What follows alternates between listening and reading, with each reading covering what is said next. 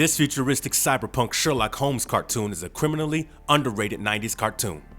Cartoons have a way of remaining with people in a way that they reminisce about them long after their childhood is past, looking back on simpler times. Even the average ones for that matter. After all, He-Man wasn't exactly an animated Citizen Kane, and its retro-coolness hasn't budged an inch. For every He-Man, there are probably a dozen other shows that, although well-written and entertaining, have gone so far from memory that even hipsters can't remember them well enough to put their likenesses on a t-shirt. Science, and only those who control the magic control destiny. They are the visionaries. Nonetheless, there are always a few dedicated fans who remember. That's where the Sherlock Holmes of the 22nd century comes in. Before Mark Gatiss, Stephen Moffat, and the BBC gave the world's greatest detective a modern update, DIC Entertainment and Scottish Television teamed up to physically resurrect Sherlock Holmes 20 years ago. While this wasn't the first time the two companies had collaborated, it certainly wasn't the most unusual. Sherlock Holmes in the 22nd century featured the exploits of a resurrected Sherlock Holmes, who was accompanied by Beth Lestrade, a descendant of Holmes Scotland Yard foe Inspector Lestrade, and an android named Watson. The three heroes solved puzzles and cracked crimes in, you guessed it, 22nd century London rather than Victorian London. Be honest, though, how many of you thought I was going to say 21st century? See, the creators undoubtedly believed that a future setting would appeal to a younger audience far more than Doyle's gaslit London. Now reach for the ceiling, Holmes. You heard the man, Watson. With pleasure, Holmes. This show brings you a futuristic Sherlock Holmes who has been defrosted in the 22nd century, and now he solves crimes with a robotic Watson for an assistant. Talk about the legacy of Sherlock Holmes in literature and live action movies and TV shows. This was a brave attempt to try something new, but the fans loved the show. They even brought to life some of the original Sherlock Holmes stories with a futuristic twist. This one is an underrated gem that is a must-watch for the Sherlock Holmes fans. Not like a virtual reality Mazarin chip. Zoot! He knows about the chip. The masterstroke of using Professor James Moriarty. James Moriarty is an iconic villain and is probably the greatest villain ever encountered by the greatest detective on Earth. Their rivalry was iconic, and the cartoon show started off with Moriarty in the mix of things. He has troubled Sherlock time and again. Professor James Moriarty is a fictional character and a criminal genius invented by Arthur Conan Doyle to be a challenging opponent for Sherlock Holmes, the author's fictional investigator. Moriarty is a Machiavellian, consulting criminal mastermind who uses his brains and resources to give criminals new crime methods and occasionally protection from the law, all in exchange for a fee or a part of the profit. He was essentially conceived as a means for Doyle to kill Holmes and put an end to the hero's stories. That'll make me the richest man in the world. And as we all know, money is power. Inspector Beth Lestrade of New Scotland Yard is hunting the grotesquely disfigured French rogue scientist Martin Fenwick when she finds that his companion is none other than the 19th century criminal genius, Professor James Moriarty, in the series set in the 22nd century in New London. She then discovers that this is a clone generated from cells taken from Moriarty's corpse, which Sherlock Holmes had buried in a Swiss ice cave after Moriarty's death in 1891. Moriarty and Fenwick, who Moriarty was duped into being his loyal henchmen, are the main antagonists, appearing in nearly half of the episodes. With the inclusion of Moriarty as the main villain, this show is elevated and gives a glimpse into their ever-complicated dynamic as well, that the fans in recent years have seen play out on the silver screen and in various other TV series. In this video, we will explore some of the best episodes of the show that delivered the finest stories. Before we go into our explanation, we have a very small request. If you like our content, please support us by subscribing to our channel. This is a small click for you, but for us, it means a lot. Thank you. Let's begin.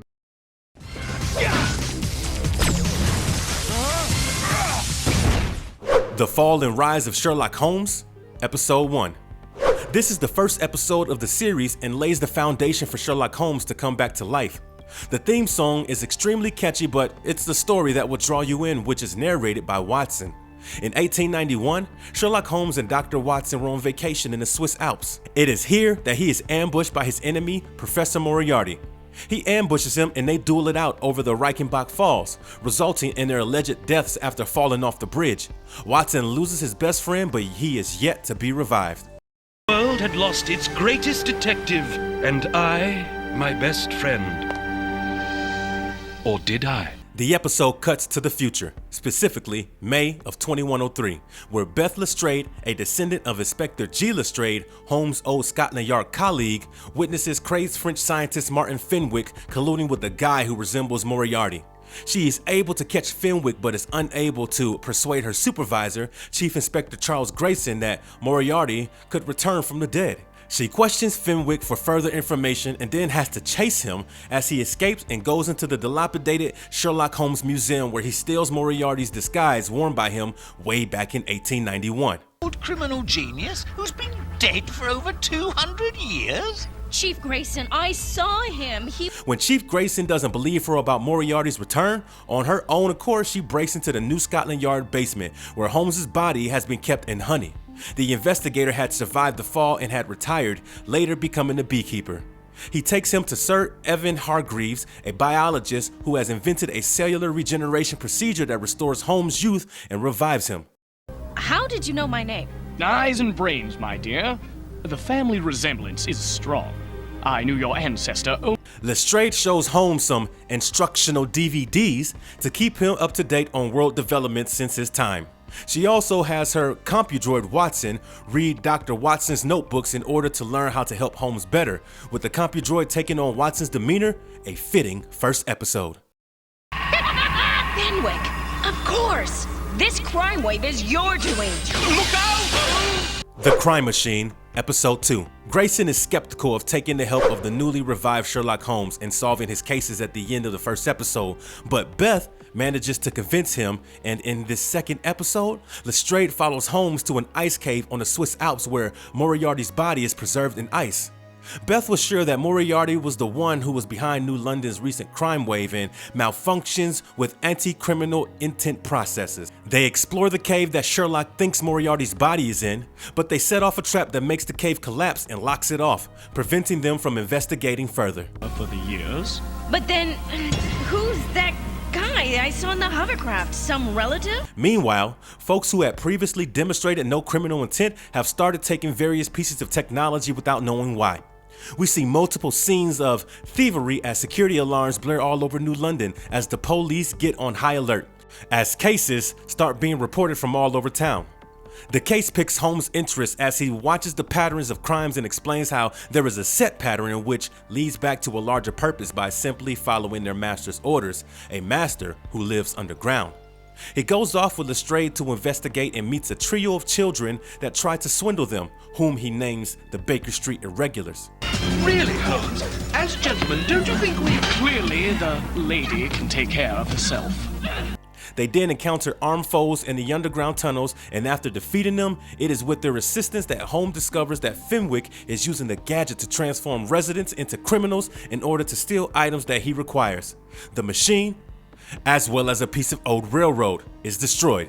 During the battle against Fenwick and his henchmen, Holmes accepts Watson the robot as his new buddy.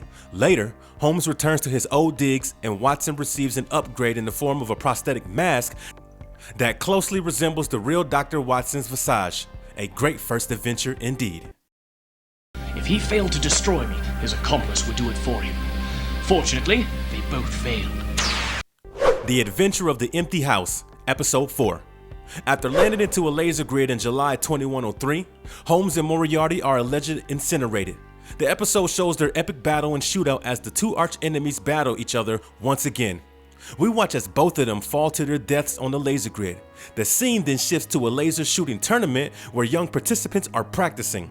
The tournament then begins as we see the contestants charge to get their blasters ready and start shooting. The competition is fierce and intense as all of them clash against each other. No one's cutting anyone else slack. It is here that the next unusual event occurs.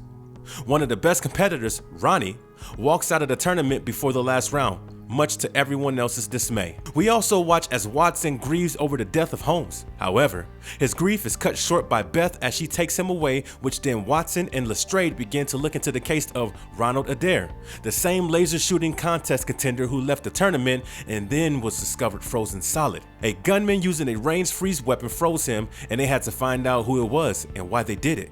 They come across a homeless man loitering outside the victim's house who takes out a computer disk and puts it in Ronnie's computer, and before Beth can arrest him, he drops a smoke bomb and escapes. The investigation continues, and they find out that Ronnie and his teammate actually cheated and rigged their blasters to never run out of charge, and they theorize that the other teams must have found out and put him on ice. Never ran out of power.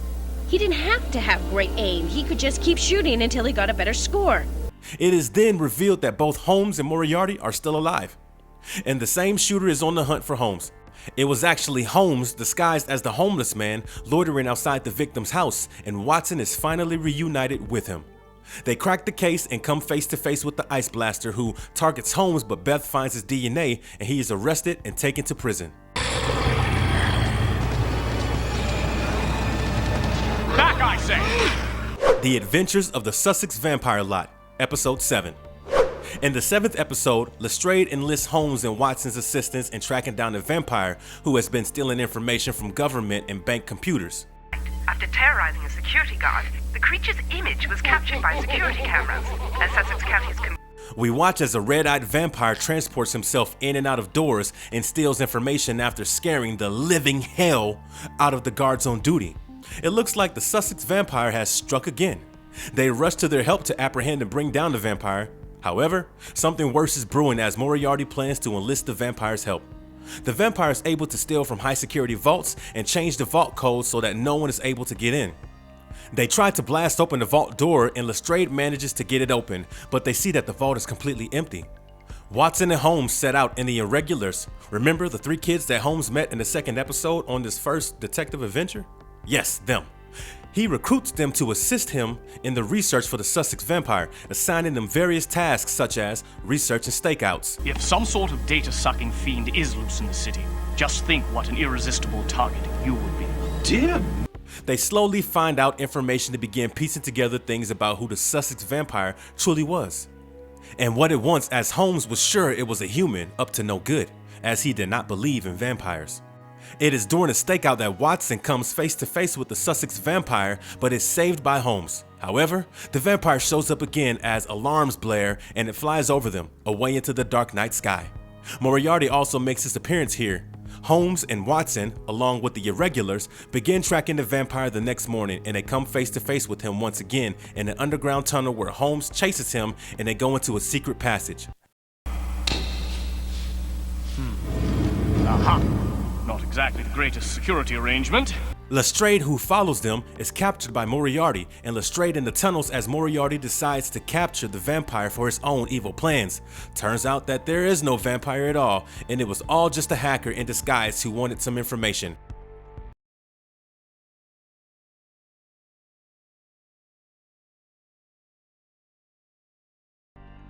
The Resident Patient, Episode 9. This is another episode where Fenwick and Moriarty are trying to carry out their evil plans. We see them steal things all over from London in broad daylight. Beth gets on their tails to track them down and arrest them. However, their robberies always have something much more sinister planned beyond just robberies. She manages to find Fenwick after a day of tracking him down and goes off on her own to capture him. The police force reaches the area in no time to see Beth catch the rest of the minions of Dr. Fenwick.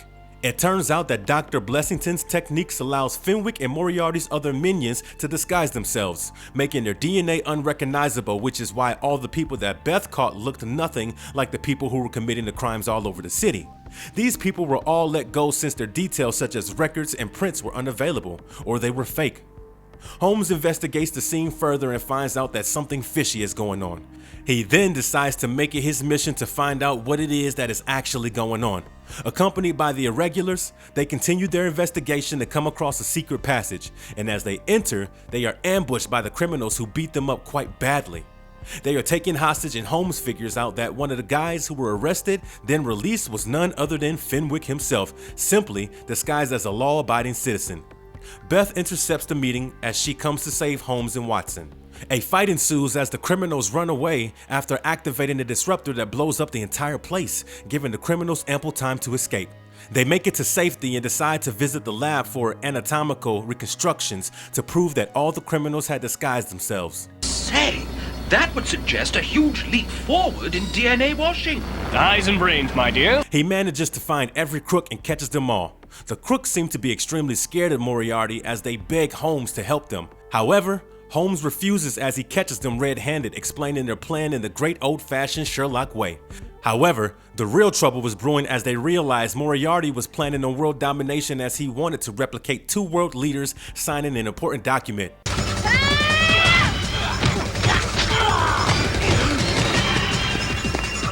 Who does that?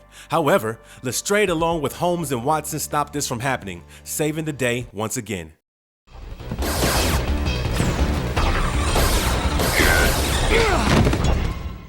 The Adventure of the Engineer's Thumb, Episode 20.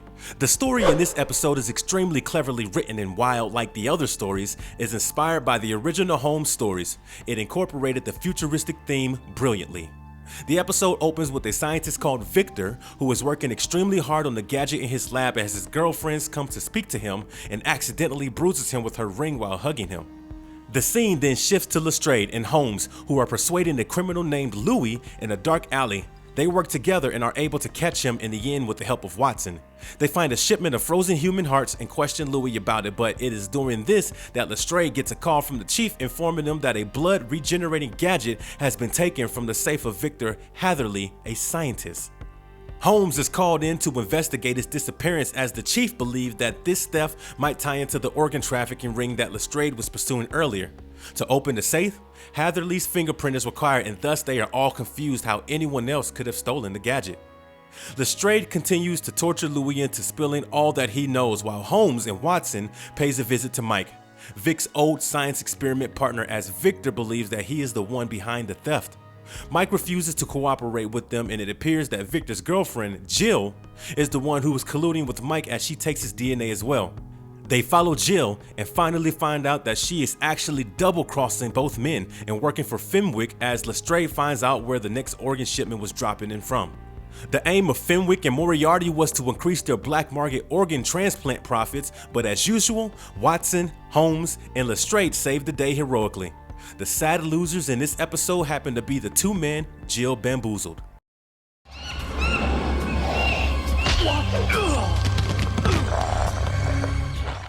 The Adventure of the Creeping Man, Episode 23. In this episode, Lestrade's friend, Edith, is seen having an unhappy conversation with Lestrade. It turns out that Professor Jacob Presbury, Edith's father, is engaged to Alice, Lestrade and Edith's college classmate. As the conversation continues, it is seen that Edith feels like Alice wants her fortune and that it was the main reason behind her marrying Edith's father. She also believed that her father has been acting strangely and has changed profoundly, becoming almost animalistic. During their conversation, they hear the screams of Alice. They rush up to her, find her almost hanging outside her window. She says that she saw a bizarre gorilla-like monster with Jacob Presbury's face at her window, and thus Holmes is called to investigate. I may have stumbled onto some monkey business of my own.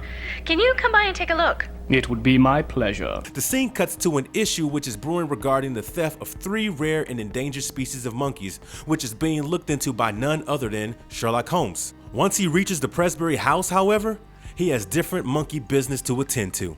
He interrogates the people in the house, especially Alice, and finds a match for DNA left behind by the gorilla. It is Jacob Presbury, Alice's to-be husband. Holmes meets him, and it's absolutely not a pleasant meeting as Jacob gets incredibly defensive. This erupts into a full-blown confrontation, but Holmes continues to slowly forge ahead. His study of the adrenal gland is discovered by Holmes, and his assistant also tells Holmes that the professor has been acting strange. You're welcome to stay for the wedding. I warn you, however, do not meddle in my affairs. Holmes' investigation involves altercations with angry primates, but it finally does yield results as they find out that the professor has been using himself as a test subject for his study of the adrenal gland. This would explain the sudden outbursts, temper tantrums, and violence. The professor appears at his own wedding as a full-blown massive gorilla, having fully transformed. However, it turns out that Jacob's assistant, Trevor, was the one behind all of this because he loved Alice and wanted to turn Jacob into a monster because he took Alice away from him. He encouraged Jacob to do the experiments on him. Create high security wing Alcatraz immediately. The Adventure of the Mazarin chip, Episode 25. In the last episode that we explored today, Moriarty and Fenwick are once again up to their own shenanigans, and here they kidnap the Prime Minister and take the Mazarin chip, a microprocessor that can quickly generate virtual landscapes. We watch in the opening scene as a bomb is set off in the building and all police personnel rush towards it. However, Fenwick and Moriarty are successful in taking the Mazarin chip, which was being kept in the building they bombed under high security. Fenwick and Moriarty hadn't gone anywhere. They had simply used the Mazarin chip to create a fake environment which disguised the destroyed building. None will ever know who took the Mazarin chip. And with it, we take the Prime Minister of Great Britain. They then embark on their mission to find and kidnap the Prime Minister of Great Britain. Holmes is then recruited by the Prime Minister of England to find out who took the Mazarin chip. This is where Sherlock demonstrates how he is always many steps ahead of everyone, and he has been investigating the case from long ago. He used cat DNA to figure out who was there at the crime scene, along with having caught Fenwick disguised as a traffic droid, and in turn got his boot prints. They conduct a last thorough testing of the cat DNA and find out that Moriarty was the second accomplice. To catch Moriarty in the trap, Holmes recreates a waxwork imitation of himself and disguises himself as a traffic robot. Voila! The trap is set. Holmes and the Prime Minister are there. Oui, just waiting to be next. Fenwick and Moriarty take their chance to try and kidnap the Prime Minister, but their plan is foiled as Fenwick is fooled by his waxwork imitation. However, the Prime Minister comes back to speak to Holmes and is caught by Moriarty, who manages to take him away with the help of the Mazarin chip as he seals Holmes and gang in a prison built from the chip. The irregulars come to help, but things have already started going downhill as economic chaos starts escalating. Nevertheless, Holmes is successful in finding and extracting the Prime Minister from Moriarty's layers with the help of the gang and the irregulars. He then returns the Prime Minister to his duties so that all the chaos can be undone, but the Mazarin chip is still missing. Fenwick and Moriarty continue their shady business anyway. They are apprehended by the police and Holmes manages to take the Mazarin chip from the two criminals, yet while Fenwick is caught, Moriarty escapes once again. How did you know? Elementary, sir. I simply used my eyes and my brain. For this video, we have picked some of the best stories, but the others are also quite interesting. The show got cancelled abruptly, but the idea was so innovative that it would have been amazing to witness a longer run.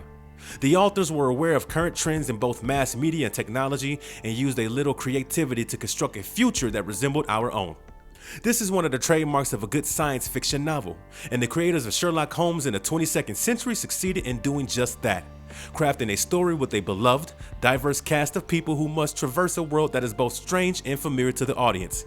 Sure, the series has shortcomings, but it serves as a modern example of how a critical perspective on the world may lead to a fresh, foresighted portrayal of the future, a lesson that each aspiring science fiction writer should learn to adhere to. There's one lingering question that has to be answered though. If Sherlock Holmes in the 22nd century was such a fantastic sci-fi show, why did it only last 2 seasons? Why aren't there any plans in the works for a reboot? And why didn't the BBC make Sherlock a futuristic show? The short answer is that in terms of sci-fi aesthetics and trappings, the series was much ahead of its time, and the shortcomings outweigh the virtues. Despite its ageless source material, the dialogue was sloppy, the episodic plots were lightweight, and the character development was lacking. No, it wasn't flawless, but then again, nor are most great works. This is demonstrated in Sherlock Holmes in the 22nd century. It provides as an example of how marginal, even substandard effort may nevertheless be valuable and accomplish great things. This show is available to view online and comes highly recommended from our channel because of the wonderful animations, the extremely cool and adaptive storylines, and amazing dialogue work. Give it a watch. Lastly, but not least, if you enjoyed this video, consider hitting that like button, comment, and subscribe to the channel for more great content. Hope you enjoyed, and until next time, stay marvelous. You're a genius. Though I wouldn't say that, Prime Minister. Just observant. Eyes and brains, my dears.